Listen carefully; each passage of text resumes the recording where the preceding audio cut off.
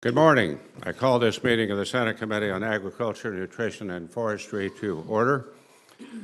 The last couple of years have been very busy for members of the Senate Ag Committee as we've worked hard to produce a 2018 Farm Bill that will provide certainty and predictability for United States farmers, ranchers, and growers, and everybody up and down the food chain. As I've traveled Kansas and other areas around the country, having a Farm Bill in place certainly tops the list of concerns that I hear about. And the Conference Committee is doing our work, our very best, to get a bill to finish line as soon as possible. But along with that, I also hear about trade. I hear from wheat growers about the need for market access to sell what they produce.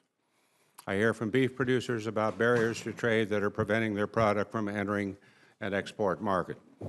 And I hear from producers all across the agriculture industry and all across our value chain about how trade policies impact their prices, their decisions, and their livelihoods. These are not new concerns. The United States has long had to work to overcome barriers to trade around the world. Sometimes those barriers are regulations not based on sound science. They might impact specific regions or products. Sometimes barriers are foreign governments that consistently choose not to adhere to or abide by the same rules to which we all have agreed.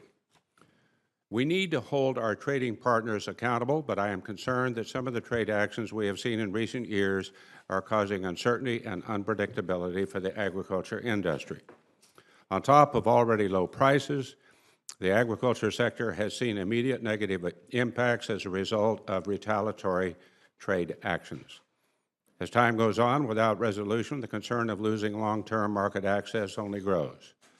I know that Secretary Perdue and the Department of Agriculture also recognize the need for long-term certainty and have made efforts to provide temporary relief to our hard-working producers.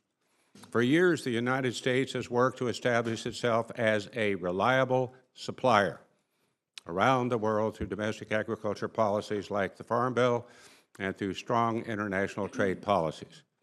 Free trade agreements, including CAFTA, Korea, and many others, have boosted the agriculture economy and supported broader U.S. economic growth. And of course, there's NAFTA. In the early 1900s, as ranking member of the House Agriculture Committee, I traveled with my dear friend, Chairman Kike de la Garza of Texas, to build support for the brand new North America Free Trade Agreement, or NAFTA. At that time, the total value of U.S. agriculture exports was $43 billion. Since 1994, when NAFTA went into force, the value of U.S. agriculture exports to Canada has increased by 271%, to Mexico by 305%, and in 2017, the total value of U.S. agriculture exports was over $138 billion. Let me repeat that. Over the time that NAFTA has been enforced, the total value of U.S. agriculture exports has increased from $43 billion to over $138 billion. I've been encouraged to hear that the effort to modernize and strengthen NAFTA has been progressing.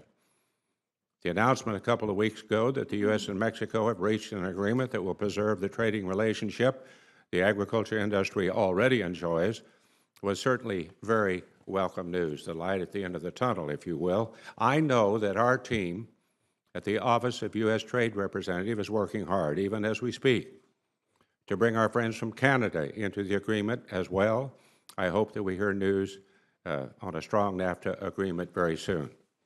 Progress on NAFTA is extremely important, but equally so is the need for the United States to aggressively continue pursuing new trade treaty agreements all around the world. Simply put, the entire food and agriculture value chain relies on that effort. This was particularly recognized in the last Farm Bill process when Congress, led by this committee, created the position of the Undersecretary for Trade and Foreign Agricultural Affairs at the Department of Agriculture.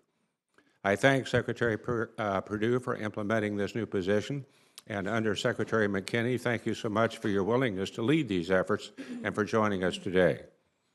Ambassador Dowd, it's great to have you at the USTR working in behalf of agriculture. Welcome back to the Agriculture Committee, your former stomping grounds. And thank you to Rob Johansen, Chief Economist at the Department of Agriculture, for being willing to share your expertise this morning as well. I look forward to hearing from all of you on your perspectives on U.S. agriculture trade. With that, I recognize Senator Stabenow for any remarks she might have to make.